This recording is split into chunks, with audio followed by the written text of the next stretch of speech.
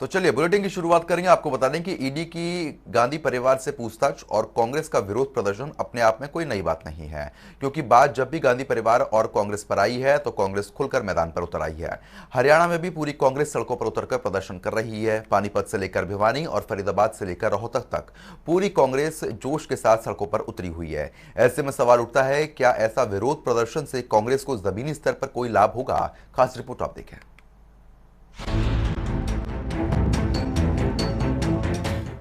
सोनिया गांधी से ईडी की पूछताछ के विरोध में पूरी कांग्रेस सड़क पर उतरकर प्रदर्शन कर रही है।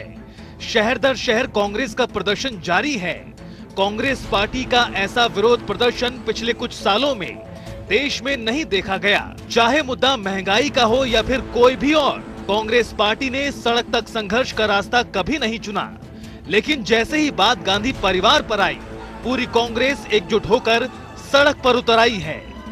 जीएसटी का बोझ जिस तरीके से दिन प्रतिदिन आम जनता पे बढ़ रहा है और महंगाई आज अपने चरम पर है, और अभी जो पिछले दिनों खाद्य पदार्थों पे जो जीएसटी लगा, उसको लेके हमने विरोध, और जो अग्निपथ वगैरह जो सरकार की जो कुशासन है, जो नीतियां हैं, जो जन विरोधी हैं, उनके खिलाफ हम लोगों ने ये पदयात्रा का हमने ये कार्यक्रम किया था। केंद्र सरकार द्वारा जो ईडी का दुरुपयोग किया जा रहा है, हमारी आदरणीय नेता श्रीमती सोनिया गांधी जी को जो कि तंग किया जा रहा है, बार बार ईडी में बुलाया जा रहा है। आज उनके खिलाफ, बीजेपी सरकार के खिलाफ आज का ये कार्यक्रम था, और ये आज पूरे हिंदुस्तान में जिला सत्र पर ये कार्यक्रम। किसी को वैसे ही बुला लो जो अखबार 1927 में नेहरू जी ने शुरू किया, और उसका 100 साल के बाद पूछना शुरू कर दो।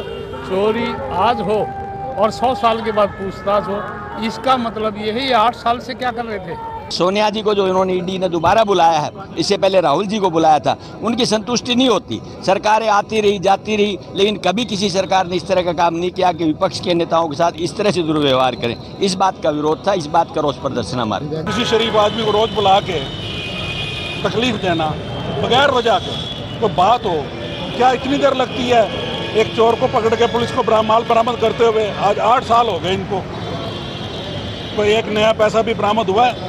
रोज कहते थे कांग्रेसी खा गए, कोई कांग्रेसी अंदर दिया? हरियाणा में सोनीपत से लेकर भिवानी और फरीदाबाद से लेकर सिरसा तक कांग्रेस सड़क पर उतरकर प्रदर्शन कर रही है। भूपेंद्र सिंह हुड्डा से लेकर प्रदेश अध्यक्ष उदय भान और विवेक बंसल तक सभी विरोध प्रदर्शन में हिस्सा ले रहे हैं। कांग्रेस के विधायक भी जोश में सड़कों पर उतरे हैं। शहर की सड़कों पर उतर गांधी परिवार के प्रति अपनी वफादारी दर्ज करा रहे हैं। आज जिस तरह से भारतीय जनता पार्टी द्वारा विपक्षी नेताओं का दमन किया जा रहा है, जिस तरह से ईडी का, सीबीआई का दुरुपयोग हो रहा है, उसके बारे में तमाम हिंदुस्तान में कांग्रेस पार्टी हर जिला हेडक्वार्टर पर प्रोटेस्ट कर रही है। साथ ही जो हमारे प्रदेश की जो प्रमुख जो मांगे हैं, यहाँ पर जो लॉ एंड ऑर्डर की स्थिति जो बिगड़ी हुई है, आज विधायक भी अपने आप को सुरक्षित महसूस नहीं कर रहे। आज विधायक को भी एक को इस्तीफा देने के लिए मजबूर होना पड़ा। उनको धमकी दी गई कि तेरे बच्चों को हम बोटी बोटी काट के तेरे घर पहुंचा देंगे। तो इस तरह से जो भय का माहौल प्रदेश के अंदर बना हुआ है। कांग्रेस के तमाम नेताओं के निशाने पर ईडी और पीएम मोदी हैं। साथ ही जोश भी इतना कि रोकने पर प्रशासनिक अधिकारियों से भी भिड़ गए। लेकिन इतना हंगामा हो हल्ला करने से जमीनी स्तर पर कोई असर होगा? क्या प्रदर्शन से कांग्रेस खोया हुआ जनाधार हासिल कर पाएगी? इन सवालों के जवाब सियासी हलकों में तलाशे जा रहे हैं। लेकिन इन सवालों के बीच एक बड़ा सवाल और भी है, जिस तरफ बुद्धिजीवियों की नजर है।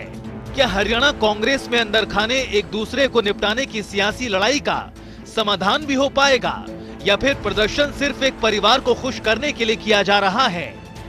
कांग्रेस के बड़े नेता दिल्ली से लेकर हरियाणा तक ईडी और मोदी सरकार पर जमकर बरस रहे हैं।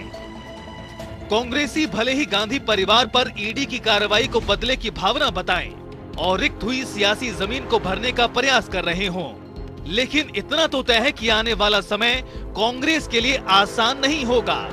साथ ही कांग्रेस के विरोध प्रदर्शन का जमीन पर कितना असर होगा, ये देखना भी दिलचस्प रहेगा। ब्यूरो रिपोर्ट, जनता टीवी।